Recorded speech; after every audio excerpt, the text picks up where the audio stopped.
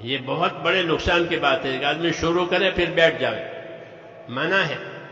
لا تکن مثل فلان کان یقوم اللیل ثم ترک قیام اللیل، اے فلانے دیکھو حدیث میں کہ تم فلانے جیسے مت ہونا، کہ اس نے کیا کیا تھا کہ وہ رات کو تہجد کے لیے اٹھا کرتا تھا، اب اس نے تہجد چھوڑ دی۔ ایسا نہیں کرنا، شروع کرو کرتے چلے جاؤ تاکہ عمل کی تعمیر ہو، جیسے اینٹ پر اینٹ رکھنے سے تعمیر ہوتی ہے، اس تعمیر میں یہ رہے گا۔ کبھی اینٹوں سے چنائی کی پھر چھوڑ دیا تو یہ مکان کب بنے گا؟ اس لیے کہا ایسے نہ بنو کہ کام شروع کیا پھر چھوڑ کے بیٹھ گئے، یہ اللہ کو بہت ناپسند ہے کہ تو نے کیا خرابی دیکھی کہ چھوڑ کے بیٹھ گیا؟ کوئی خرابی ہو تو بتا، کوئی نقصان کی بات ہے تو بتا، کیا کام کو چھوڑ کے بیٹھ گیا؟ اس کی وجہ یہی ہے کہ سمجھ کر کے نہیں کر رہے تھے، سمجھ کر کے کریں تو نہ چھوڑے، نہ سمجھی سے کرے نہ سمجھی سے چھوڑ دے، ایسا نہ کرے، کام کو سمجھ کر کریں اور آخر تک کریں، یہ اس کا حکم ہے۔ تو ایک تو یہ ہے کہ اپنے آپ کو اس کا پابند بنانا، جوش میں آگے بڑھنا نہیں ہے اور سستی میں پیچھے رہنا نہیں ہے، دونوں منع ہے کہ جوش میں آگے نہ نکلو اور سستی میں پیچھے مت رہو، درمیانی چال چلو تاکہ آخر تک نبھاؤ ہو۔ ہاں، سستی بھی نہ کرے کہ سستی کرنے والا جو ہے وہ محروم رہتا ہے۔ سستی کسے کہتے ہیں؟ سستی کسے کہتے ہیں؟ سستی کا مطلب یہ نہیں کہ پلنگ پر پڑا رہے لیٹ، نہیں، سستی اسے کہتے ہیں کہ ایک کام ہے اس کی ذمہ داری سے پورا کرنے کی طاقت ہے پھر بھی نہ کرے، اس کو سستی کہتے ہیں۔ ایک کام ہے اس کے پورا کرنے کی طاقت بھی ہے لیکن نہیں کرتے، جیسے پہلی صف میں نماز پڑھنے کی طاقت ہے نہیں پڑھتے، جماعت سے نماز پڑھنے کی طاقت ہے نہیں پڑھتے، یہ کون ہے کہ یہ سست ہے؟ ذمہ داری سے کام کرنے کی طاقت دے رکھی ہے، اس ذمہ داری سے کام نہیں کرتے، اس کو کہتے ہیں سستی۔ جو لوگ سستی کے نمازی ہیں ان کے لیے عذاب بھی ہے، سستی کا عذاب ہے کہ یہ سستی سے کرتے ہیں، حق ادا نہیں کرتے، فضائل نماز میں پڑھیں کہ سستی کا عذاب ہے، یہ نماز میں سستی ہے۔ کیوں؟ سستی کرنے کا حق نہیں ہے، اپنے کام میں تو سستی کرتے نہیں ہیں، کرتے ہیں اپنے ذاتی کاموں میں سستی نہیں کرتے، نقصان سے گھبراتے ہیں، سستی ہوگی تو نقصان ہوگا، تو سستی اسے کہتے ہیں کہ یہ کام ہے ذمہ داری سے پورا کرنے کی طاقت ہے پھر بھی نہیں کرتے، اس لیے منع ہے۔ سستی آفت ہے، بہت سی خیر سے آدمی اپنی سستی کی وجہ سے محروم ہو جائے گا۔ ہاں، اس لیے اپنے آپ کو پابند کرے، سستی میں نہ رہے، سستی کی سزا ہوگی، چاہے وہ عبادت ہو جائے لیکن سستی کی سزا ہوگی۔ سمجھ میں آئی نا بات کہ دین اللہ کی امانت ہے، جان سے مال سے اس کا حق ادا کیا جائے گا، ہم اس میں آزاد نہیں ہیں، یہ سب جانی طاقتیں حقوق ادا کرنے کے لیے دی ہے۔ کس کے لیے دی ہے؟ جتنی جانی طاقتیں مالی طاقتیں وہ حق ادا کرنے کے لیے دی ہے، اور حق دو قسم کے ہیں، اللہ کے بھی حق ہیں، بندوں کے بھی حق ہیں، اللہ کے بھی حق ہیں، مخلوق کے بھی حق ہیں۔ دنیا حقوق ادا کرنے کے لیے ہے اور آخرت بدلہ پانے کے لیے ہے، جو یہاں حقوق ادا کر کے یہاں سے جائے گا وہ آخرت میں بدلا پائے گا. یہ حقوق ادا کرنے کی جگہ ہے. یہاں تعلقات بھی ہے اور حقوق بھی ہے. تعلقات ہیں، بیٹے ہیں، ماں باپ ہیں، ان کے تعلقات ہیں. بیٹا ہونے کا تعلق، ماں باپ ہونے کا تعلق، ان تعلقات کے حقوق ہیں. پڑوسی کے حقوق ہیں. تاجر ہے تو اس کے اور گاہک کے حقوق ہیں. سب کے حقوق ہیں. دنیا ہے دار الحقوق. بکری پالی ہے تو بکری کا حق ہے، گائے پالی ہے تو گائے کا حق ہے. ہاں جانور، حضور صلی اللہ علیہ وسلم لوگوں کو ڈراتے کہ جانوروں کے بارے میں اللہ سے ڈرو. یہ گونگے ہیں، اپنی حاجت بتا نہیں سکتے، اپنی تکلیف بتا نہیں سکتے، ان کے بارے میں اللہ سے ڈرو. جانوروں کے بارے میں کیوں کہ یہ دار الحقوق ہے دنیا. ہاں اس میں حقوق ادا کیے جائیں گے. دین آتا ہے حقوق کی تعلیم دینے کے لیے. دین کیوں آتا ہے؟ حقوق کی تعلیم دینے کے لیے. سب سے پہلے اللہ کا حق، سب سے پہلے اللہ کا حق. اللہ نے پیدا کیا ہے، اللہ روزی دیتا ہے، زندگی دیتا ہے، سب کچھ وہی دیتا ہے. اس لیے پہلا حق اللہ کا، کہ اللہ کو ایک مانو، اس کا کوئی شریک نہیں ہے، اور اس کی عبادت کرو، یہ اللہ کا حق ہے. پھر آپس کے حقوق ہیں،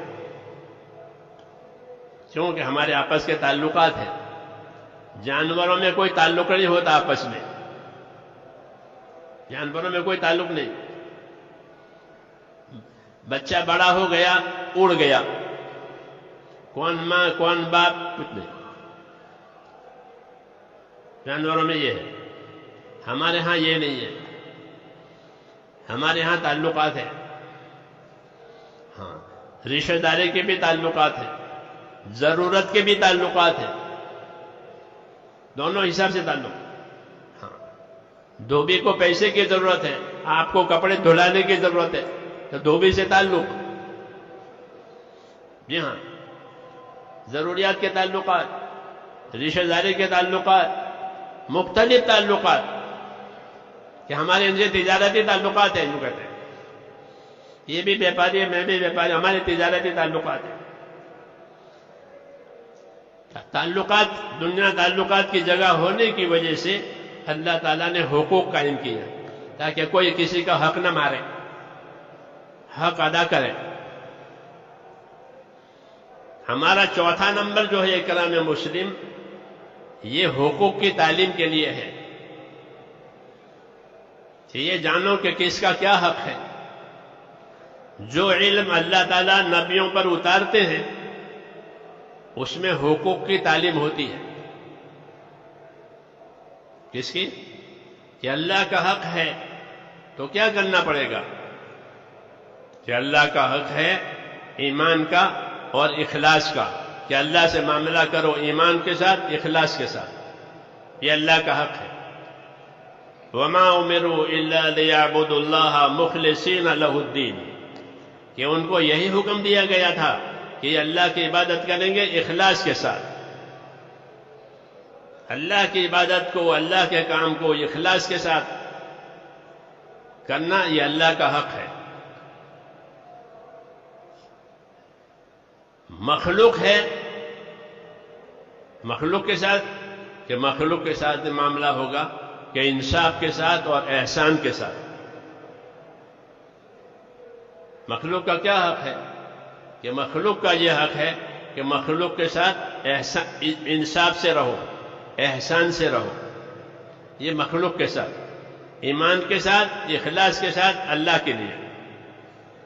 مخلوق ہے تو انصاف سے رہو، احسان سے رہو. یہ تبلیغ ہے ہماری.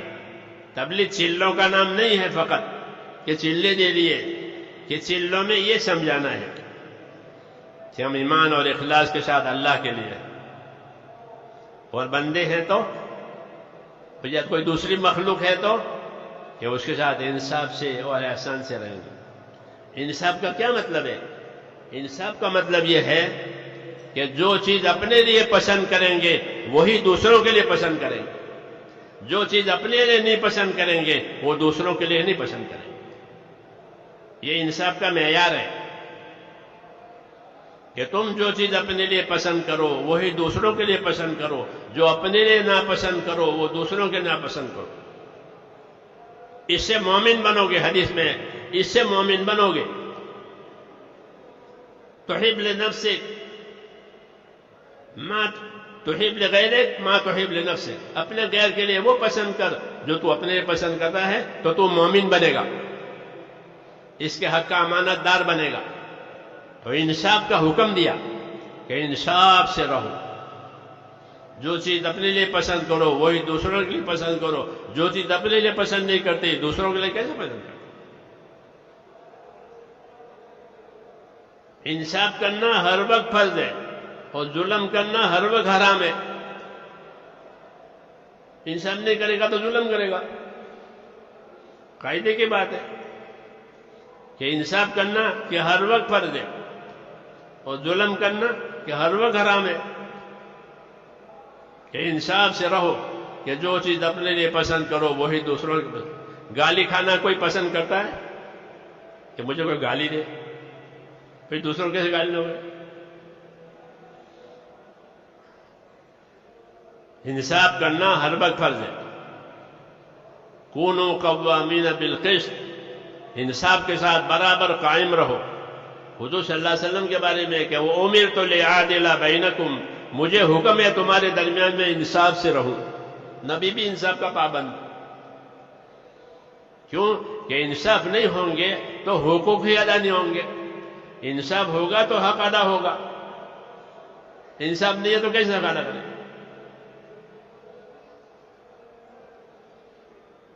اس لیے کہتے ہیں انصاف کی صفت پیدا کرنے کے لیے اللہ کا خوف پیدا کرو۔ جس کے دل میں اللہ کا خوف ہوگا وہ انصاف سے رہے گا کہ مجھے اللہ کو جواب دینا ہے۔ ہماری ایمان کی محنت کی ایک خوبی یہ ہے کہ اگر یہ ایمان کی محنت صحیح طریقے سے ہوگی تو آدمی اپنے دل میں اللہ کا خوف لے کر گھر جائے گا۔ ہم نہیں کہتے وہ ولی ہو جائے گا، یہ نہیں کہتے ہم کہ وہ 4 مہینے دے کے ولی ہو جائے گا، یہ دعویٰ ہمارا نہیں ہے، لیکن انشاءاللہ ثم انشاءاللہ اگر کام کو اور وقت کو اصولوں سے پورا کیا ہے اللہ کا خوف لے کر جائے گا۔ اب اللہ سے ڈر کے زندگی گزارے گا کہ نہیں بھائی میں نہیں کر سکتا، یہ اللہ سے دیتے ہیں اندر کہ حکموں کی محنت قربانیوں کے ساتھ ہوگی، اندر اللہ تعالیٰ کے دل خوف پیدا ہوگا، اس لیے وہ اللہ کے بارے میں ڈرے گا۔ بہت سے لوگوں نے جب اندر خوف پیدا کیا تو برسوں کی قضا نمازیں پڑھی، کہ جاہل تھا 20 سال نماز نہیں پڑھی، اب اللہ کا ڈر پیدا ہوا، کیوں تبلیغ میں وقت لگایا اور اچھا لگایا، 20 سال کی نمازیں باقی ہے تو 20 سال کی نمازیں قضا پڑھ لی، روز حساب کر کے تھوڑی میں اس آدمی کو جانتا ہوں جس نے 20 سال کی نماز قضا پڑھی ہے۔ خالی قصہ نہیں ہے کہ مغرب سے عشاء تک مسجد میں رہنا اور اپنی چھوٹی نمازیں قضا پڑھنا، آج اتنی پڑھی، آج اتنی پڑھی، اور کسی سے کہا بھی نہیں۔ جب پوری ہو گئی مرنے کا وقت آیا تو اپنے بھائی سے کہا کہ ایک بہت بڑا بوجھ تھا، وہ کیا کہ 20 سال کی نماز قضا ہو گئی، الحمدللہ پوری ہو گئی، توبہ کر لی کہ اب نماز نہیں جائے گی۔ یہ خوف پیدا ہو گیا، یہ اللہ نے اس کو دیا تو ٹھیک ہو گیا، اللہ کا حق ادا کر کے گیا۔ ہم نہیں کہتے تبلیغ سے ولی بن جائے گا، ولی تو اللہ بنائیں گے جس کو بنائیں گے، لیکن یہ تو ضرور ہوگا ہاں کہ اندر ایک خوف پیدا ہو جائے گا، زندگی احتیاط پر آئے گی۔ اور میں نے تو یہ بھی دیکھا ہے کہ صحیح وقت لگانے کے بعد وہ جس لائن میں جائے گا اس لائن میں صاف ستھرا رہے گا. تبلیغ میں وقت لگا کر حج کرے اور ویسے پیسے ہو گئے، مالدار ہو گیا اور حج کرے، حج تو ادا ہو جائے گا، لیکن اللہ کے راستے میں وقت لگا کر حج کرے وہ حج ہی الگ ہوگا. دیکھ لے کوئی کہ اعمال کی محنت کرتے ہوئے اب حج کو گیا، وہ حج الگ ہوگا. حج تو سب کا ہو جائے گا، بھائی مالدار ہے، مالدار پر حج فرض ہے، پیسے ہو گئے حج کرو، حکم ہے. ہم نہیں کہیں گے کہ نہیں ہوا، لیکن کام کر کے تبلیغ کر کے اور محنت کر کے کرے حج. دیکھ لے دونوں میں کہ دونوں کے حج میں زمین آسمان کا فرق ہوگا. ایسے ہر شعبے میں، کسی شعبے میں نوکری کرے، وہ وقت لگایا ہوا ہے، اپنی نوکری میں ایمانداری سے چلے گا، لوگوں کی خدمت کرے گا، لوگوں کے کام نکال دے گا. ہاں یہ کام ہے میرے دوستوں، یہ کام ہے. یہ ہم دعویٰ نہیں کرتے، ہم ترغیب دیتے ہیں کہ اس کو کر کے دیکھو کہ زندگی میں کتنا فرق آتا ہے، کہ زندگی میں ایمان آئے گا، اخلاص آئے گا، انصاف آئے گا. ایک چیز میں اپنے لیے پسند نہیں کرتا ہوں، دوسروں کو کیسے پسند ہے؟ انصاف ہے تو انصاف کرنا ہر وقت فرض ہے. انصاف سے آگے احسان ہے کہ احسان کرو کہ تمہارے مال جان سے دوسروں کو فائدہ ہو جائے. جس کو اخلاق کہتے ہیں کہ انصاف بھی کرو، یہ تو فرض ہے، اور انصاف سے آگے احسان کرو کہ میری ذات سے کسی کو فائدہ ہو جاوے، میرے مال سے کسی کو فائدہ ہو جاوے. اللہ کو یہ پسند ہے کہ تمہاری جان مال سے کسی کو نفع ہو جاوے، کسی کو تکلیف دور ہو جاوے. یہ احسان کہلاتا ہے. اس کا حکم دیا ہے بندوں کے حقوق میں کہ بندوں کے حقوق میں انصاف کرنے والے بنو، احسان کرنے والے بنو. جو آدمی اپنے بھائی کی تکلیف کو دور کرے گا، اللہ اس کی تکلیف کو دور کرے گا. جو اپنے بھائی کی پریشانی میں مدد کرے گا، اس کی پریشانی میں اللہ مدد کرے گا. جو پریشانی میں اپنے بھائی کی مدد نہیں کرے گا، اللہ بھی اس کی پریشانی میں اس کی مدد نہیں کرے گا. انصاف اور احسان سکھایا ہے مخلوق کے بارے میں. یہ تبلیغ ہے ہماری. ہاں اس لیے میرے دوستو یہ ایک کام ہے جو اللہ تعالیٰ نے ہم کو دیا ہے، اور جان مال امانت ہے، وہ اسی پر لگانا ہے. ایمان پر، اعمال پر، انصاف پر، احسان پر جان مال لگے. اسراف پر اور فضول خرچی پر مال لگانے کی اجازت نہیں ہے. کہ ضرورت سے زیادہ مال خرچ کر دینا، اس کو اسراف کہتے ہیں. منع کیا کہ اسراف نہ کرو. 5 روپے کا کام ہے اور 50 روپے لگا دیا، وہ 5 روپے میں بھی ہو جاتا. مولانا سعید خان صاحب ہمارے بزرگ تھے، مدینہ رہتے تھے، تو ہمارا جماعت میں ہم تھے، لمبا وقت تھا ہمارا. اور ساتھ حاجی، حج کے زمانے میں حاجی آتے تھے، مولانا حاجیوں کی خدمت کرتے تھے. تو مجھے کہا کہ چلو بازار میں سامان لے آئیں. تو سامان لینے کے لیے وہ پاؤڈر جسے چائے بناتے ہیں، دودھ کا پاؤڈر، تو 2 قسم تھے. ایک پیکٹ 1 ریال کا، ایک پیکٹ 1.25 ریال کا. مولانا نے کہا 1.25 ریال کا جو پیکٹ تھا اس میں لکھا ہوا تھا کہ یہ جلدی پگھل جائے گا چائے ڈالتے ہی، اور جو 1 ریال والا تھا وہ جلدی نہیں پگھلے گا. مولانا نے کہا کہ 1.25 ریال والا کا پیکٹ نہیں لینا ہے، 1 ریال والا لیں گے، اس کو چلائیں گے پگھل جائے گا. 1 پاؤ ریال کیوں زیادہ ڈال دیں؟ بزرگوں کے ساتھ رہنے سے یہ ملتا ہے کہ 1 ریال 1.25 ریال، 1 ریال میں اسراف نہیں ہے، 1.25 ریال میں اسراف ہے. یہ مال اللہ کی نعمت ہے. اس کو ضائع نہیں کرنا فضولیات میں. وہ ضروریات کے لیے دیا ہے یا خدمت کے لیے دیا ہے؟ مال سے اپنی ضرورت پوری کرو، راحت حاصل کرو، یا کسی کی خدمت کرو. یا مال میں اسراف، کہ اگر مال میں اسراف ہوا تو اس کی برکت اٹھ جائے گی، مال کی برکت اٹھ جائے گی، اور آدمی مال کا زیادہ محتاج ہوگا اسراف کرنے کی وجہ سے. کیونکہ 5 کی جگہ 50 خرچ کی ہے تو کمانا بھی اتنا ہی پڑے گا جتنا خرچ کر رہا ہے. تو کمائیوں میں وقت لگ جائے گا، جیسے آج ہو رہا ہے کہ کمائیوں میں وقت لگ جاتا ہے. اب دین سیکھنے کے لیے، دین پھیلانے کے لیے وقت نہیں ہے. یہ اسراف کی نحوست ہے. یہ زندگیاں اسراف پر آ گئی. اور قاعدہ یہ ہے کہ ایک نیکی دوسری نیکی پر لے جاتی ہے، ایک بدی دوسری بدی پر لے جاتی ہے، ایک گناہ دوسرے گناہ پر لے جاتا ہے. اسراف ہوا تو اسراف سے معاملہ آگے بھی جائے گا. اسراف میں تو یہ ہے کہ ضرورت تھوڑی تھی، پیسے زیادہ لگا دیے، لیکن جب یہ عادت پڑے گی تو بغیر ضرورت کے پیسے لگا دیں گے، بغیر ضرورت کے مال لگائیں گے. کوئی ضرورت نہیں ہے، شو پر پیسے لگتے ہیں. جی ہاں، اس کو تبذیر کہتے ہیں کہ بلا ضرورت مال خرچ کر دیا، کوئی ضرورت نہیں ہے، بس شو ہے، شوق ہے. اس کو تبذیر کہتے ہیں. یہ شیطانی، یہ روش شیطانی ہے. شیطان نے یہ راستہ سکھایا ہے کہ نبی جس طریقے سے جان مال لگانے کو کہے وہ نہیں، بلکہ اس کے مقابل کی چیز لائے. حدیثوں میں ہے کہ نبی تو کہیں کہ اسراف مت کرو، مال اور جان تقوی کے ساتھ خرچ کرو.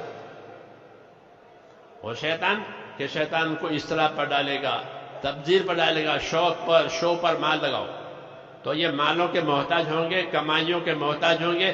اب ان کے پاس دین والی بات نہیں رہے گی. یہی ہو گیا، یہ لائن شیطان نے کھولی ہے. اب وہ نبی کے طریقے پر نہیں رہیں گے. ہاں، یہ بات شیطان نے کہی ہے کہ میں ان کو نبی کے طریقے سے ہٹاؤں گا کہ اپنی جان مال میں آزاد ہو جائیں گے، اب طریقے پر نہیں رہیں گے. تبلیغ کے اور دعوت کے جو اصول ہیں کہ بھائی اسراف سے بچو، سوال کرنے سے بچو، لالچ سے بچو، جان مال کو امانت سمجھو، یہ خالی 4 مہینے کے لیے اصول نہیں ہے. یہ 4 مہینے میں اصولوں پر اور بات کہ نہیں، یہ تو ساری زندگی کے لیے ہے. کہ جو اصول بنائے تھے ساری زندگی کے لیے، کہ اس سے زندگی دین پر آئے گی، جہالت سے نکل جائے گا، حقوق برباد کرنے سے بچ جائے گا، حقوق برباد کرنے سے بچ جائے گا. کسی کا حق دبایا ہے تو دے دے گا، کیونکہ خوف پیدا ہوا ہے، خوف پیدا ہوا ہے تو دبایا ہوا حق دے دے گا. ہاں، اس کی مثالیں ہو گئی کہ اب ڈر پیدا ہو گیا. ہم سے آ کر مسئلہ پوچھتے تھے کہ میں تو ریلوے میں، میری سروس تھی ریلوے کی، لوگوں سے رشوت کھائی ہے. اب 4 مہینے لگے، اندر نور پیدا ہوا تو وہ رشوت چھپ رہی ہے کہ میں نے لوگوں کی رشوت کھائی ہے، رشوت کھائی ہے، رشوت کا بندہ گناہ چھپتا ہے.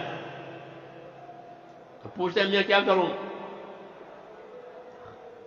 رشوت کھائی ہے کہ مسئلہ کھلا ہوا ہے، جس کی کھائی اس کو واپس کرو.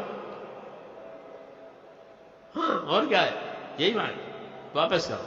تو یہ پیدا ہوا کہ میں نے رشوت کھائی ہے، نہیں تو رشوت اچھی لگتی تھی، اب اندر چبھ رہی ہے کیونکہ ایمان بنا ہے.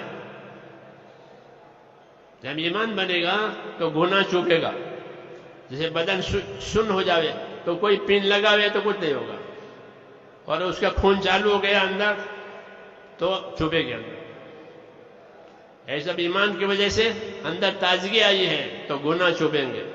گناہ کی نشانی یہی ہے کہ گناہ وہ کیفیت ہے جو تجھے اندر چبھن پیدا کرے، اسی کو گناہ کہتے ہیں. تو یہ کیفیت پیدا ہوتی ہے. تو الحمدللہ لوگ رشوتوں سے، حرام کاروبار سے توبہ کر کے نکل رہے ہیں، حق پر، ہدایت پر آ رہے ہیں. اس لیے میرے بھائیوں یہ کام ہے، یہ ایک بنیادی کام ہے، اصلی کام، جیسے اصلی شہد، اصلی گھی، اصلی دودھ، یہ اصلی ہے، نبوت والا کام، سادہ، ہر مسلمان کر سکتا ہے، غریب بھی مالدار بھی، اور ہر حال میں کر سکتا ہے، ہر جگہ کر سکتا ہے، ایسا آسان کام دیا ہے۔ اور فائدے اس کے یہ ہیں کہ آدمی ایمان والا بنے گا، اخلاص والا بنے گا، انصاف والا بنے گا، احسان کرنے والا بنے گا، توبہ کرنے والا بنے گا، اور اللہ سے قریب ہو جائے گا۔ یہی زندگی کا مقصد ہے کہ زندگی اللہ کو پہچان کر گزارے، تاکہ اللہ کا حق ادا کرے، پھر اللہ کے فرمانے سے اللہ کے بندوں کا حق ادا کرے، تو زندگی رحمت ہو جائے گی۔ زندگی میں کیا ہے؟ حضور صلی اللہ علیہ وسلم نے فرمایا کونوا عباد اللہ اخوانا، کہ اللہ کے تو بندے بن کر رہو، آزاد نہ بنو، اللہ کے بندے بن کر کے رہو، اور آپس کے بھائی بن کر رہو، تاکہ آپس میں انصاف اور احسان کے ساتھ رہو۔ یہ مطلوب ہے۔ جب صحیح محنت ہوگی تو زندگی کی ساری خرابیاں اللہ دور کر دے گا، اور صحیح رخ زندگی کا آ جائے گا کہ اللہ کا تو بندہ ہے اور بندوں کا بھائی ہے۔ اس کو معاشرت کہتے ہیں کہ ہمارا رہن سہن صحیح ہو جائے گا۔ جتنا رہن سہن صحیح ہوگا اتنا دین پر چلنا آسان ہوگا۔ اس کام کی خوبی یہ ہے کہ زندگی کا رہن سہن بھی اچھا ہو جاتا ہے۔ پہلے عبادت زندہ ہوگی، عبادت کے بعد دوسری چیزیں زندہ ہوگی، اگر محنت جاری رہی تو۔ اس لیے اس محنت کو کرنا بھی ہے اور کرتے رہنا بھی ہے۔ یہ بہت نقصان کی بات ہے کہ ایک کام کو شروع کیا اور پھر چھوڑ کے بیٹھ گئے۔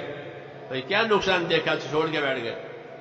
بلکہ چھوڑ کے بیٹھنا کیا، بلکہ جو حضرات واقف نہیں ہیں اپنی دعوت سے، اپنی محنت سے، اپنی خدمت سے ان کو بھی تیار کرو، تاکہ 100% مسلمان اپنی زندگی ذمہ داری کے ساتھ گزارے۔ اللہ کی مدد اتنی ملے گی جتنی ذمہ داری پوری کی جائے گی۔ یہ قاعدہ ہے، اور اللہ کی مدد کے بغیر چارہ نہیں ہے۔ جب تک اللہ کی مدد نہیں ہوگی کوئی کام نہیں ہوگا۔ ہاں، اللہ کو راضی کرنا یہ ساری مشکلوں کا علاج، اور اللہ اپنے دین کے بغیر راضی نہیں ہوتا۔ اس لیے دین کی محنت کرنی ہے تاکہ زندگیوں میں دین آوے، دنیا میں دین آوے، ساری دنیا میں۔ یہ اس امت کی ذمہ داری ہے، جان مال اسی لیے دیا گیا۔ اس لیے میرے بھائیوں اس کام کو اچھی طرح سے سمجھیں اور سمجھ کر کے اپنے آپ کو اس کے لیے تیار کریں کہ مجھے تو یہ کرنا ہی کرنا ہے، جو ہونا ہے وہ ہو جائے گا، کہ کچھ نہیں ہوگا، جو اللہ نے لکھا ہے وہ ہوگا۔ اور دوسروں کو تیار کرنا، ہاں، اپنی زندگی میں دین لانا، دوسروں کی زندگی میں دین لاوے، اپنے گھروں میں دین لانا، دوسروں کے گھروں میں دین آوے، یہ بڑا انعام ہے۔ تو اس کے لیے ارادے کرو اور سمجھ کر کریں، تاکہ یہ چھوٹے نہیں۔ بے سمجھے کرے گا تو بے سمجھے چھوڑ بھی دے گا۔ ہاں، سمجھ کر کریں، اور اللہ سے دین کی سمجھ مانگے کہ اللہ مجھے اپنے دین کی سمجھ دے۔ اب بتاؤ اس کے لیے تیار ہے نہیں سب؟ اپنے آپ کو تیار کریں اندر سے، ہاں، اور پھر زندگی کی ترتیب بنا کر موت تک چلنا ہے۔ پہلی منزل یہ ہے کہ اللہ کے راستے میں ایک مرتبہ 4 مہینے اچھے سے اچھے لگ جائیں، پھر موت تک کرتے رہیں، دوسروں سے کراتے رہیں۔ اب بتاؤ اس کے لیے جنہوں نے اب تک نام نہیں دیے ہیں